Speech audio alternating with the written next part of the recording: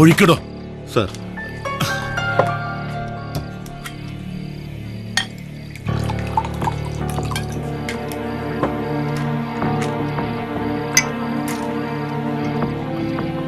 ആ താനാ ജോൺ ഒന്ന് വിളിച്ചേ.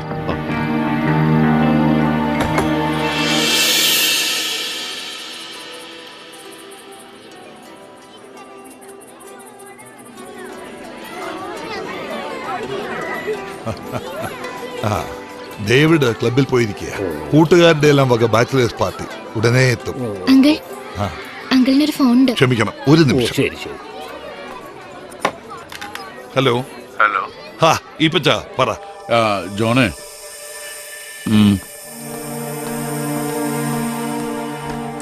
എടോ താനൊന്ന് ഇവിടം വരെ വരണം. നമുക്കൊരിടം വരെ പോകേണ്ടി വരും. വരൂന്നല്ല, പോണം. ആലീസ്, ഉവ്വ. ഡ്രൈവറെ കൂട്ടണ്ട, താൻ വണ്ടി എടുത്തിങ്ങ് പോരെ. എനിക്ക് ഓടിക്കാൻ ഒക്കെയല്ല. മനസ്സിലായി. ഇയാൾ ഇനി കഴിക്കണ്ട, ഞാനിതാ എത്തി.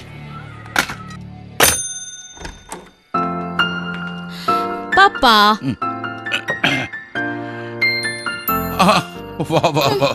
My little sweetheart. Not fair papa. ഇവിടെ തനിച്ചിരുന്ന് പെരുമാറുകയാന്നോ? ദേ അവിടെ തിരക്കുന്നു. ഇല്ലടി മോളെ, പപ്പ ഒരു ഡ്രിങ്ക് ചുമ്മാ ഒന്ന് വാമപ്പ് ചെയ്യാൻ വേണ്ടി. ഡേവിഡിന്റെ ഫ്രണ്ട്സ് വിളിച്ച് ഭയങ്കര പ്രശ്നമാ. അവിടെ ക്ലബില് അവരുടെ ബാച്ചിലേഴ്സ് പാർട്ടി. ഞാനൊന്ന് ഡ്രോപ്പ് ഇൻ ചെയ്യണോന്ന്. മമ്മ വിടത്തില്ലാന്ന്. എന്തുവാ ചെയ്യുന്നേ? നീ ആരേലും ഫ്രണ്ട്സിനെ വിളിച്ചോണ്ട് പോയി ഒന്ന് മുഖം കാണിച്ചിട്ട് പോരെ. മമ്മ അറിയണ്ട. ഞാനൊന്ന് വെളിയിലോട്ട് പോയിട്ട് വരാം. ചുമ്മാ ജോണിന്റെ ഒപ്പം. ഒരു ചെറിയ പ്രശ്നം. എന്നാ പപ്പാ? ഏയ് നത്തിങ് ബിഗ് മോളെ. ചെല്ല്.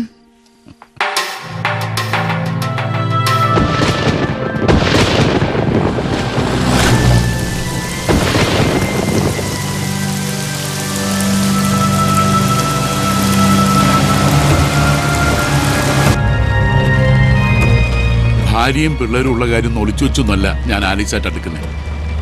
എല്ലാം അവൾക്കറിയായിരുന്നു. ചതിക്കാനായിരുന്നേലേ അവൾ കൺസീവ് ചെയ്തെന്ന് അറിഞ്ഞപ്പോ കൊണ്ടുപോയി അബോർട്ട് ചെയ്യിക്കാനോ ഒന്നിനും ഞാൻ നിന്നിട്ടില്ല. നല്ല രീതിയിൽ തന്നെ ഞാൻ പോറ്റുകയായിരുന്നല്ലോ. ജസ്റ്റിഫൈ ചെയ്യല്ല, നെറുകേട് തന്നെയാ. ഇപ്പൊ എന്നതാ പ്രശ്നമായേ? ഐ മീൻ, അവക്കിപ്പോ എന്നാ വേണ്ടേ? അവൾക്ക് നാളത്തെ കല്യാണം കൂടണമെന്ന്. നാളത്തെ കല്യാണം. പ്രൈമറി ക്ലാസ് തൊട്ട് ഒരുമിച്ച് വളർന്നവരാ നമ്മള്. നാളെ എന്റെ മോളുടെ കഴുത്തില് തന്റെ മോൻ മിന്നുകിട്ടുന്ന ദിവസം. ഇതിലും സന്തോഷമുള്ളൊന്നും എന്റെ ജീവിതത്തിലുണ്ടാകില്ല. അതവൾക്ക് നശിപ്പിക്കണം. കരക്കാരുടെ മുമ്പിൽ ഞാൻ മാറുന്നത് കാണണം അവൾക്ക്. നമ്മൾ അടുക്കാറായി. താൻ ടെമ്പർ ലൂസ് ചെയ്യാതെ ശരിക്കും ഡിപ്ലോമാറ്റിക്കായി ഡീൽ ചെയ്തോണം ആലീസിനെ. മനസ്സിലാവുന്നുണ്ടല്ലോ?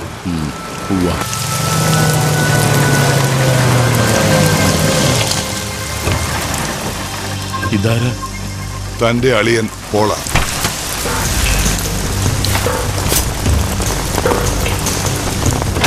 ഇയാളിതെങ്ങനെ? ഞാനാ വിളിച്ചത്. പുള്ളി കാഞ്ഞിരപ്പള്ളിയിലുണ്ടായിരുന്നു. കാര്യങ്ങളൊക്കെ പോളിന് അറിയാമല്ലോ. ഇയാളാവുമ്പോ പൊളിറ്റീഷ്യന്റെ ഒരു ടാക്ടിക്സ് ഉപയോഗിച്ച് ആലീസിനോട് സംസാരിച്ചോളൂ.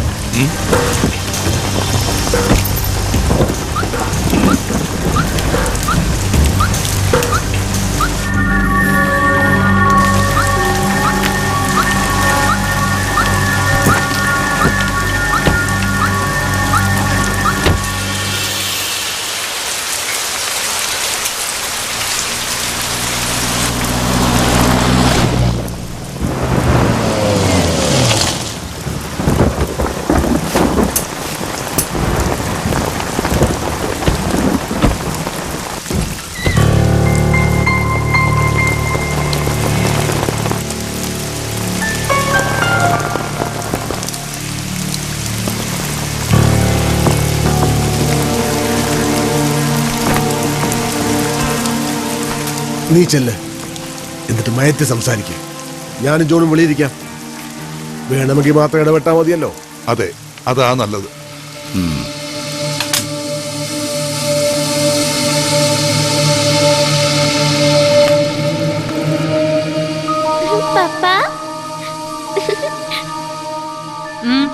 എന്തോ വേണം? ആനി പോയി കിടന്നുറങ്ങാൻ നോക്ക്. ചെല്ല്. നീ എന്നാ തീരുമാനിച്ചു? എന്നതാ ഇപ്പൊ തീരുമാനിക്കേണ്ടത്? യാത്രയുടെ കാര്യം. ഞാൻ നേരത്തെ പറഞ്ഞല്ലോ, കൊച്ചിനെയും കുട്ടി നാട് വിടാന്ന് എന്നെ കിട്ടിയല്ല. നാട് വിടാനോ? നീ എന്നതാ ഇങ്ങനെ? നോക്ക്, ചിക്മംഗ്ലൂര് ഇതിനേക്കാൾ വലിയ ബംഗ്ലാവും എസ്റ്റേറ്റുമാണ്. അത് നിന്റെ പേർക്ക് രജിസ്റ്റർ ചെയ്ത് തരാം. ആ, നാളത്തെ ചടങ്ങ് കഴിഞ്ഞാൽ ഞാൻ ഫ്രീയാ. ഇനിയിപ്പൊ തനിച്ചു പോവാൻ മടിയാണേലേ ഞാനും കൂടെ വരാം. കൂടെ വരണ്ട, അത് നാണക്കേടല്ലേ ഈ പച്ചം ലാണ്ടർക്ക്. വെപ്പാട്ടിയും അതിലുണ്ടായി കൊച്ചിനെയും കൂടി നാട് കടത്താനുള്ള പ്ലാനും കൊണ്ട് വന്നേക്കുവാ. വെപ്പാട്ടിയോ? ദേ, നീ തറ ഭാഷ പറയരുത് കേട്ടോ. അതല്ലോ നാട്ടുകാർ വിളിക്കുന്ന പേര്. നാട്ടുകാർ വിളിക്കട്ടെ. ഞാൻ പക്ഷെ അങ്ങനെയാണോ നിന്നെ കണ്ടിട്ടുള്ളത്? അങ്ങനെയാണോ ഞാൻ നിന്നെ ഇതുവരെ നോക്കിയിട്ടുള്ളത്? ഒളിവും മറയില്ലാതെ പറ്റില്ല, അത് നേരാ. എന്നിട്ട് തന്നെ ഇതിപ്പോ കോട്ടയം ടൗണിൽ വരെ എത്തി തുടങ്ങി. എത്തട്ടെ, അറിയട്ടെ എല്ലാവരും. എനിക്കതാ വേണ്ടത്. എന്റെ കൊച്ചിന് 4 ആളിന്റെ വെട്ടത്തിൽ നിന്ന് നിങ്ങൾ അപ്പാന്ന് വിളിക്കാൻ കഴിയണം. അതിനാ ഞാൻ ആ കല്യാണം കൂടാൻ വരുന്നേ. അതിനു പകരം കർണാടകത്തിലോ ഗോകർണത്തോ തോട്ടം എഴുതി തരാന്ന് പറഞ്ഞ ആലീസിന് അത് വേണ്ട. അപ്പൊ നിനക്ക് നാളെ വലിയ പള്ളി നടക്കുന്ന എന്റെ സാറാമോളുടെ മിന്നുകെട്ടിന് വരണം, എന്നിട്ട് അവിടെ വെച്ചിട്ട് എന്നെ നാറ്റിക്കണം, അല്ലടി? നാറുകയാണെ നമ്മൾ രണ്ടും കൂടല്ലേ? നിനക്ക് നാറുവാൻ എന്നതാടി ഉള്ളത്? 4 പേര് കേട്ടാൽ അറിയാവുന്ന എന്നെ അഡ്രസ്സാടി നിനക്ക് നഷ്ടം പറ്റാനുള്ളത്. ആ ഇല്ലാത്ത അഡ്രസ്സാണ് ഇനി എനിക്കും എന്റെ കുഞ്ഞിനും വേണ്ടത്. ജയൻ, അളിയനെയും കൂട്ടുകാരനെ കൂട്ടി പോവാൻ നോക്കിയേ. ഈ അറിവാണിച്ചോടി ഇനിയിപ്പൊ ഞാനും താനും കൂടെ എന്തോ പറഞ്ഞ് മനസ്സിലാക്കാനാ? ഞാനൊന്ന്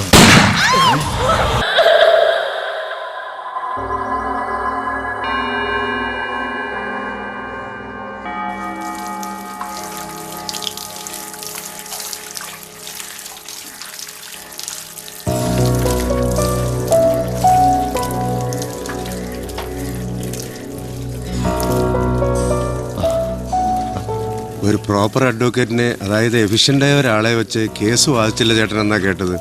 ഈ ജീവപര്യന്ത ശിക്ഷ സത്യത്തിൽ മേടിച്ചെടുക്കുകയായിരുന്നു എന്നും പറഞ്ഞു. വക്കീലൊക്കെ ഉണ്ടായിരുന്നു. രക്ഷപ്പെടണമെന്ന് എനിക്ക് തോന്നിയിട്ടില്ല എന്നുള്ളത് നേരാ. എന്തിന്? അതൊരു കയ്യബദ്ധമായിരുന്നില്ലേ? അതും ആ കുട്ടിയുടെ ജീവൻ രക്ഷിക്കാൻ. അതിനല്ല അയാളെ കയറി പിടിച്ചത്.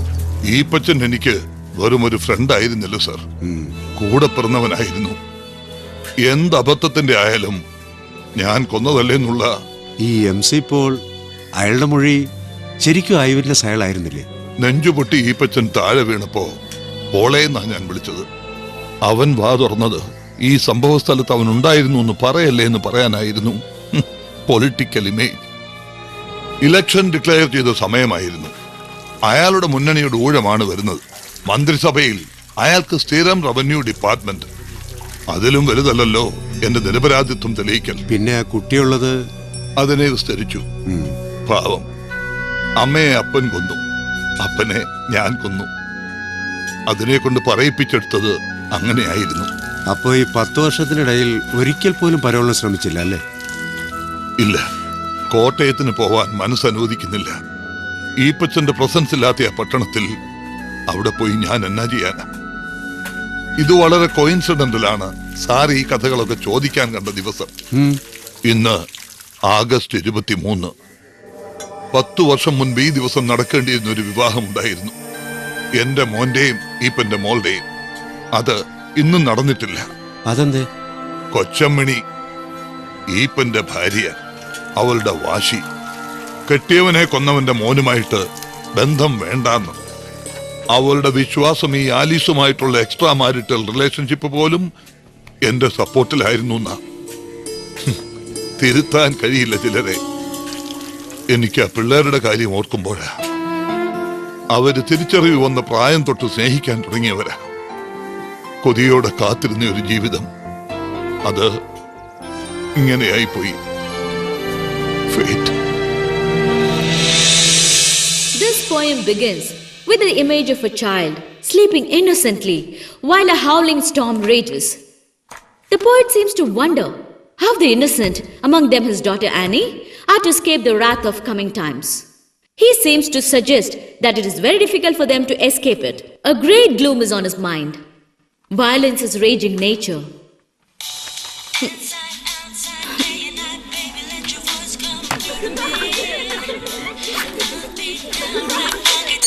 Roma! have told you many times. ഇനി ഒരിക്കൽ കൂടി ഇത് ചെയ്യുവാന്നേ ഓർത്തോ. പിന്നെ നീ ആ ഫോൺ കാണുകയല്ല. Mind it. Sorry ma'am. Sit. So, violence is raging nature. Whose phone is that? It's yours, ma'am.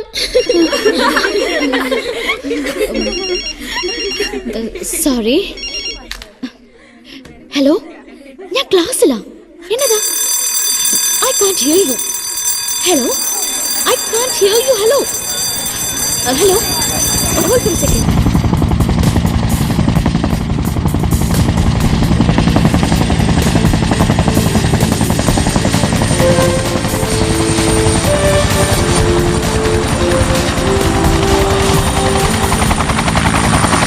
Hello? Hello?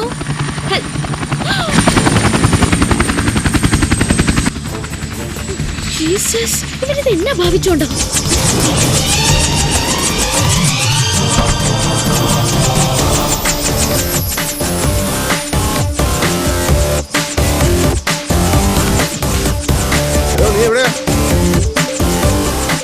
ഇയാൾ എന്റെ പണി കളയാനാണോ ഈ തോട്ടത്തിൽ മരുന്നടിക്കുന്ന കുന്ത്രാണ്ടും കൊണ്ട് ഇങ്ങോട്ട് വന്നത്?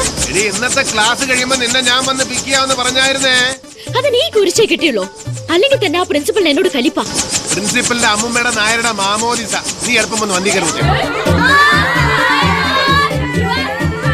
സാറാമ്മച്ചി ഒന്ന് വേഗം വാ. എന്നതായി കാണിച്ചേ? ഞാനൊരു 100 വട്ടം പറഞ്ഞില്ലേ. പിന്നെ പറഞ്ഞ നീ വണ്ടിയിലോട്ട് ഡേവിഡ് ജോൺ കൊട്ടാരത്തിൽ.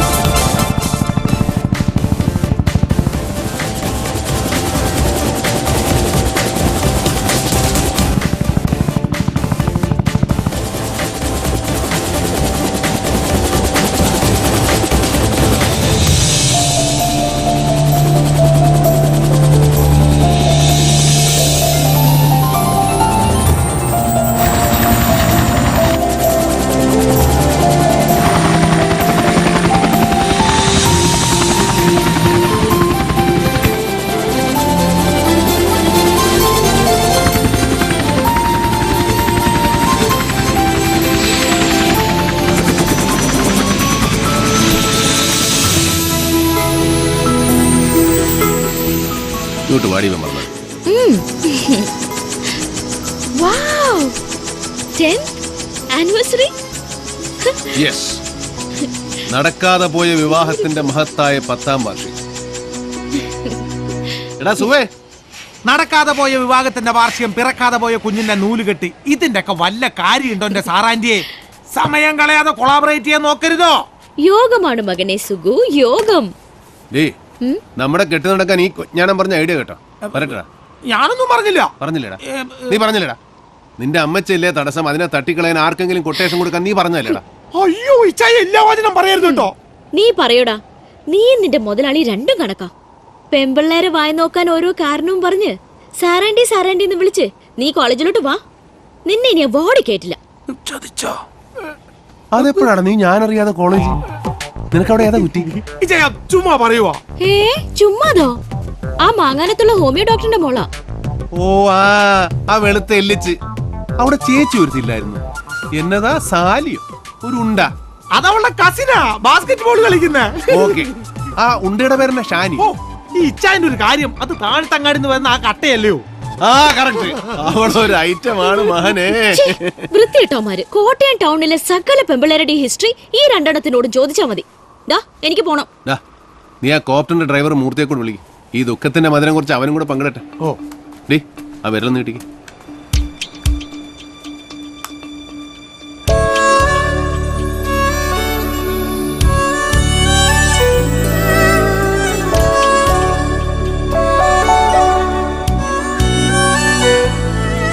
ഈ കാണിക്കുന്ന ചില ത്രില്ലും തമാശകളൊക്കെ ഉള്ളൂ. ബോറടിച്ച് തീരുന്ന ജീവിതമാണ്.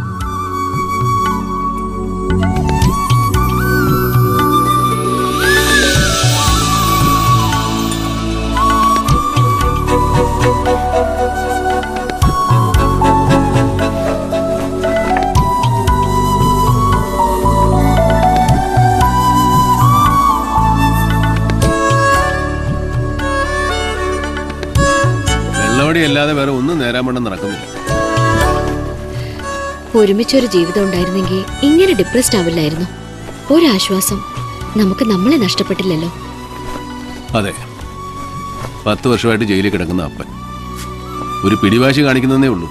നിന്റെ അമ്മച്ചിയുടെ ലൈഫും കഷ്ടമല്ലേ? എല്ലാം ഒരു രാത്രി കൊണ്ടാ. ആനി 9-ാം വയസ്സിലാ 2 മരണങ്ങൾ കൺമുന്നില്. അവളുടെ കാര്യമാണ് എനിക്ക് പറയാനുള്ളത്. നമുക്കൊന്ന് പോയി കാണണം അവളെ. ഹോസ്റ്റലിൽ നിന്ന് 2 തവണയായി വാർഡൻ വിളിക്കുന്നു.